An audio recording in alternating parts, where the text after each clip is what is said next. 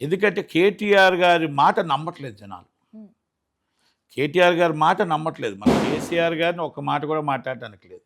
కేసీఆర్ గారు తెలంగాణ తెచ్చిన దాత, ఆయన దాంట్లో నో డౌట్. ఆయన ఏ రోజు కరప్షన్ అనేది ఇంకోటి అనేది ఆయన తెలిసి రవాణా శాఖ మంత్రిగా ఉన్నప్పుడు తెలిసింది. కానీ ఏ రోజు కూడా ఆయన కరప్షన్ కోసం వాటి కోసం ఆలోచించలేదు. ప్రజల కోసం ఆలోచించాడు. ఎంతో రాజకీయ 40 సంవత్సరాల రాజకీయ అనుభవం ఉంది.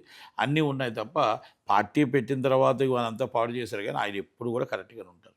కనుక కేటీఆర్ గారు అనేది నమ్మట్లేదు జనాలని బయట చెప్తున్న మాటలు ఇవి. కనుక వాళ్ళకి ఇప్పుడు వాళ్ళకే పార్టీలో గొడవలు ఉన్నాయి. ఇవన్నీ ప్లస్ పాయింట్స్ కాంగ్రెస్ పార్టీకి అయ్యాయి. బీజేపీ క్యాండిడేట్ మైనస్ పాయింట్ అయ్యాడు.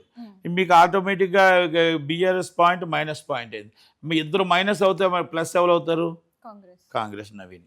కనుక నవీన్కి ఎక్కువ ముందంజలో ఉండే అవకాశాలు కనబడుతున్నాయి కాబట్టి గెలుపు అవకాశాలు ఎక్కువగా ఉన్నాయి. Thank you very much.